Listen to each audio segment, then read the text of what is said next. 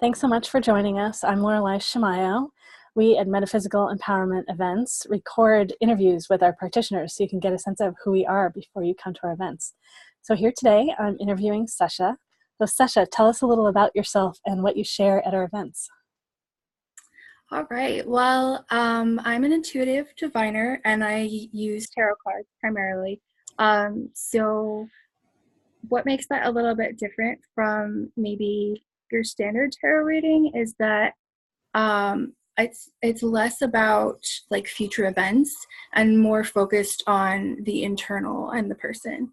So I do a lot of readings to help people with their personal growth or with like self-discovery. And so it's just kind of like the combination of my intuition and then the symbology of the tarot is what I use.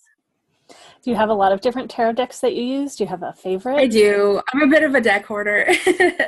Well, I'll probably bring like 3 to the event because I've discovered that if I bring all of them, then people are sort of like overwhelmed with choice. I don't know if you have them anywhere that you can just grab them. I can pause the video for a moment too if you want to go get some and show us. Sure, yeah. Okay, hold on, let me pause. Thanks so much for grabbing your decks. I'm so curious to see them. Okay, so this one has been with me the longest, and this is Can you hold it up a little bit more? Can you see that? Mm-hmm. Oh, and that's actually my favorite card in this deck too. So this is Fenestra, and this one I've had for as long as I've been reading tarot. This was like my first deck, so 11 years ago. And they all kind of have their own personalities. So Fenestra, she's very very blunt, and oftentimes someone will come with a specific question and her answer will just be like, no, we're not addressing that. You have something else that I need to talk to you about, and we're going to do that instead. So I'll just be like, okay, my deck just hijacked the reading. And then I have Shadowscapes, which the art on this one is just so beautiful. Oh, I'm upside down here. And it's very ethereal and very emotional. And it's Stephanie Puimunla is the artist, and her art is just gorgeous. And there's so much symbolism in these cards. It's very rich. This one, go ahead. Sorry. Oh, so this one is one that I use for people that are maybe a little timid about tarot because it's a very gentle deck, and even the negative cards have a very positive message. And then this one is my last one that I use a lot with clients, and this one is the Wild Unknown. So it's a lot of black and white with like splashes of color. And this artist is actually local to Portland.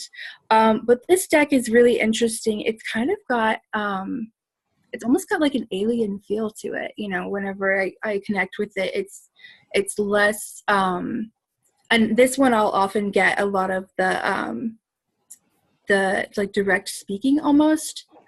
I'll kind of stop, and I always can tell when it's happening because I'll start stuttering and stumbling over my words until the message like just kind of comes out.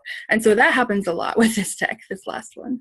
Oh, it's great. I appreciate the beauty of the others, and I'm just personally so drawn to that third one. So. Oh yeah, a lot. It's really kind of polarizing. People either love it or they're like, "Ew, I don't like that." How are decks typically chosen? Like, do you follow your intuition often? Do the clients sometimes choose? How does that work? So I'll ask them if they're drawn to one more than the others, and a lot of times the answer is yes, and and I always find that whatever they're drawn towards ends up being the deck that they did need to hear a message from, So, if I'll get someone that's very, the ones that are really drawn to Shadowscapes, for example, are the ones that are more timid, or the ones that are more emotionally intuitive oriented, and so that I find the deck really speaks to people. Occasionally I'll get a client who doesn't know how to choose, and then I'll just kind of go with my gut. Mm-hmm. No, it's great. It's great. So you mentioned you've been doing this for 11 years. How did you first open to this? How did you first open to your gifts? Oh gosh, so when I was just a child, I had this really odd experience where my father had lost his job, and my family was really in like financial dire straits. And my mom came into my room one day. She didn't even say anything. She just came up to my bed and put her head down on my chest and started crying. And I remember just kind of stroking her hair and being like, "Mom, are you crying because we might have to move to Georgia and live in our granny's house?" And she just like sat up and looked at me like, how did you know that? Did your aunt talk to you? Did your father talk to you? And I was like, no. So I just kind of knew. So that was like the first moment that I had that experience of like just knowing something just out of the thin air. And then I was really curious about tarot. And so I started studying it like my senior year of high school, just self-study. And it really spoke to me. Once I started studying, it just really became this whole language, you know, it creates this dialogue like between you and the universe. And the way it speaks to you is just, there's nothing like it. So I've been reading for about 11 years, and then I started reading professionally for clients a couple years ago.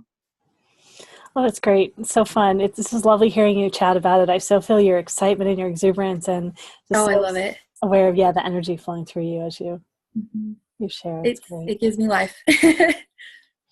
Well, I'm so happy that people can find you at our Metaphysical Empowerment events. And how else can they find you on the web to learn more? So I have a tarot business on the web. So it's Star Child Divination. And so I have an Etsy page under that name and a Facebook page under that name, and then also a Twitter account. But primarily Facebook and Etsy is the way to find me. Great, great. And people can also come find you at our fairs. That's on the web at MetaphysicalEmpowermentEvents.com. We're in Portland, Seattle, Salem, Oregon, and Eugene, Oregon. We look forward to connecting with you, and hopefully you'll come see Sessha. Yes. See you there.